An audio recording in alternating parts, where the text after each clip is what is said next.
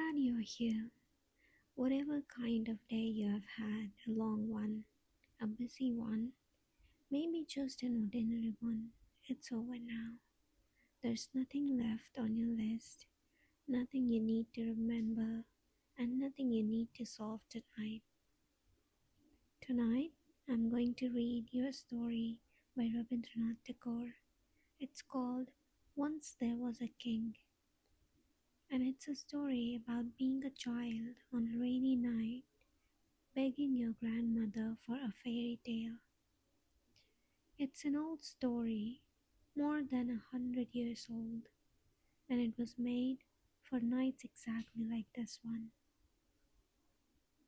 But before we begin, let's get you comfortable. There's no rush. We have all the time in the world. If you haven't already, settle into your bed, pull the blanket up, adjust your pillow until it feels just right, and if your phone is nearby, set it down now.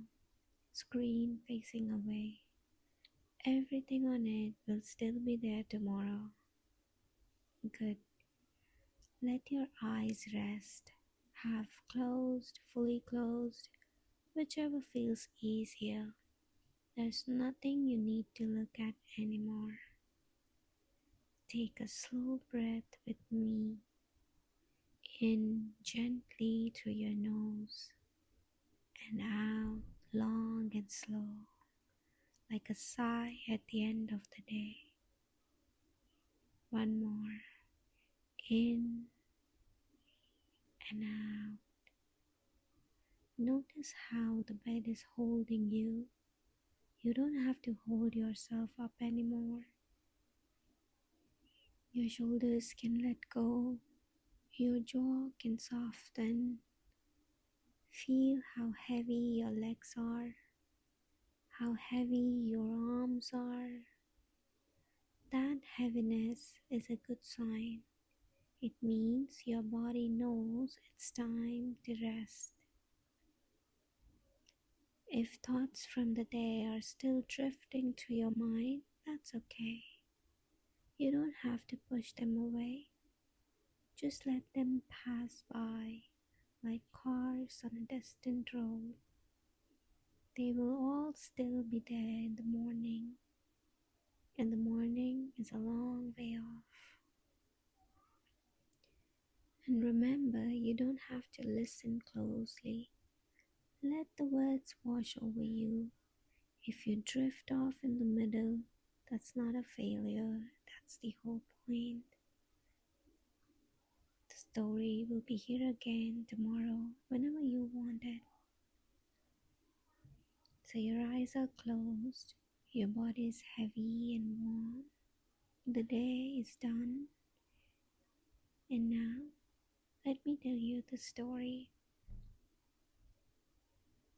Once there was a king by Rabindranath Tagore. Once upon a time there was a king. When we were children, there was no need to know who the king in the fairy story was. It didn't matter whether he was called Shiladitya or Shaliban, whether he lived at Kashi or Kannauj. The thing that made a 7-year-old boy's heart go thump with delight was this one sovereign truth, this reality of all realities. Once there was a king. But the readers of this modern age are far more exact and exacting. When they hear such an opening to a story, they are at once critical and suspicious. They apply the searchlight of science to its legendary haze and ask, which king? The storytellers have become more precise in their turn. They are no longer content with the old indefinite, there was a king, but assume instead a look of profound learning and begin. Once there was a king named Ajatasattu. The modern reader's curiosity, however, is not so easily satisfied. He blinks at the author through his scientific spectacles and asks again, which Ajatsatru? Every schoolboy knows, the author proceeds. There were three Ajatsattus. The first was born in the 20th century BC and died at the tender age of 2 years and 8 months. I deeply regret that it is impossible to find from any trustworthy source a detailed account of his reign. The second Ajatsattu is better known to historians if you refer to the New Encyclopedia of History. By this time, the modern reader's suspicions are dissolved. He feels he may safely trust. I remember vividly that evening in Calcutta when the fairy story began. The rain and the storm had been incessant. The whole of the city was flooded. The water was knee-deep in our lane. I had a straining hope, which was almost a certainty, that my tutor would be prevented from coming that evening. I sat on the stool in the far corner of the veranda, looking down the lane, with a heart beating faster and faster.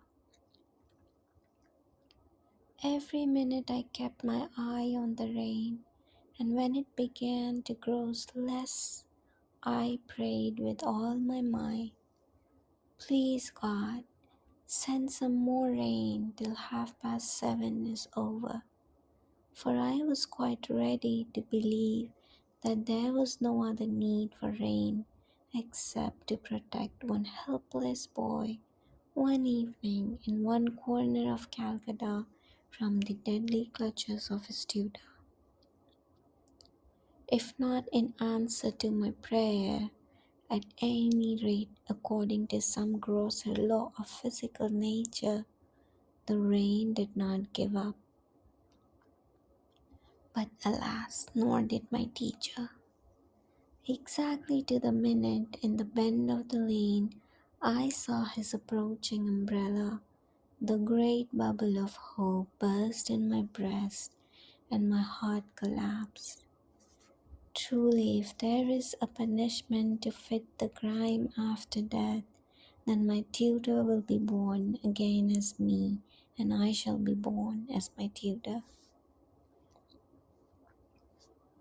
As soon as I saw his umbrella, I ran as hard as I could to my mother's room.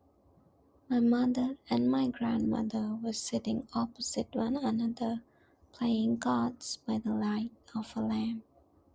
I ran into the room and flung myself on the bed beside my mother and said, "Mother dear, the tutor has come, and I have such a bad headache.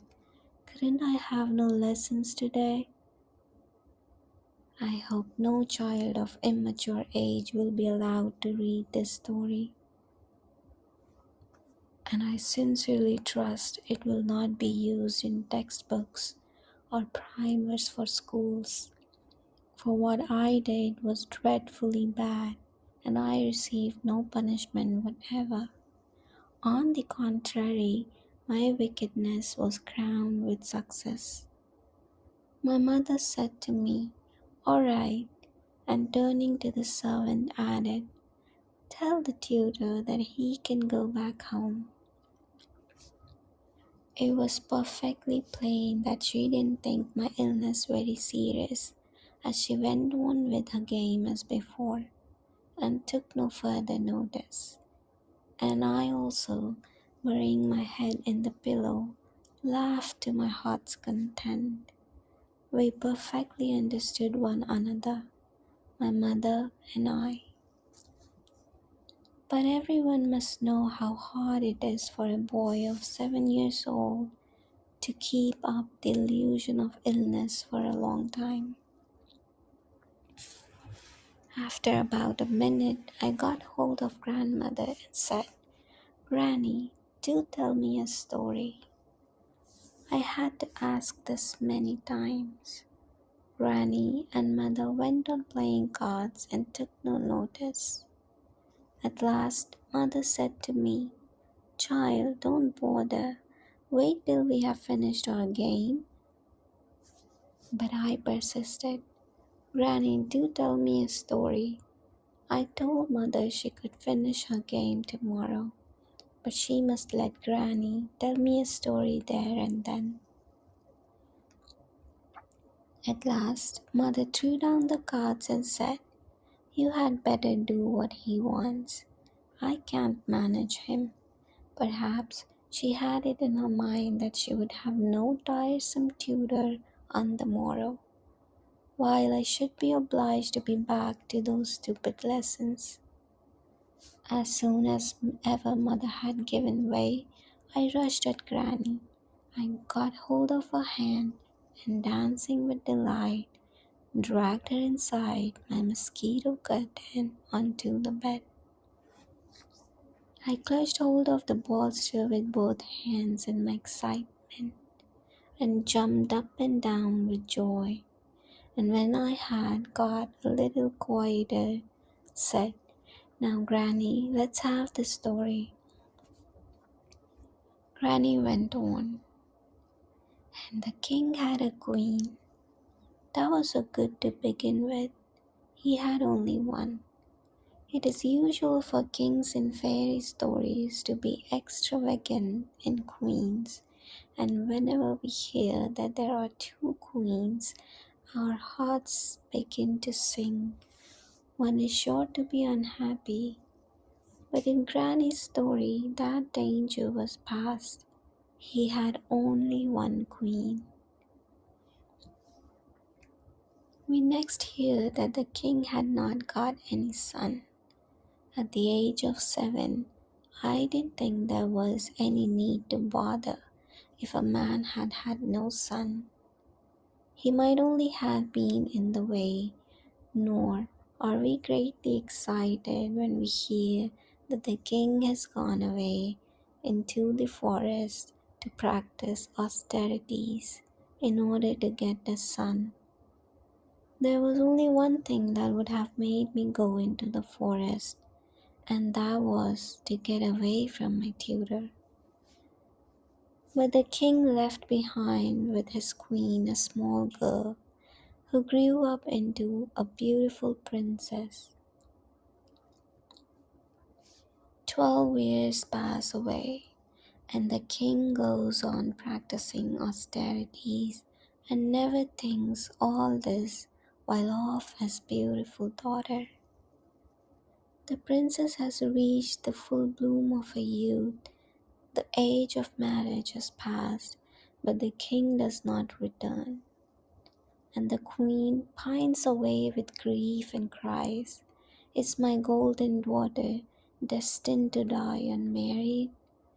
Ah me, what a fate is mine. Then the queen sent men to king entreat him earnestly to come back for a single night and take one meal in the palace, and the king consented. The queen cooked with her own hand with the greatest care 64 dishes and made a seat for him of sandalwood and arranged the food in plates of gold and cups of silver. The princess stood behind with the peacock tail fan in her hand. The king, after 12 years' absence, came into the house, and the princess waved the fan, lighting up all the room with her beauty. The king looked in his daughter's face and forgot to take his food. At last he asked his queen, Pray, who is this girl whose beauty shines as the gold image of the goddess? Whose daughter is she? The queen beat her forehead and cried, How evil is my fate! Do you not know your own daughter? The king was struck with amazement. He said at last,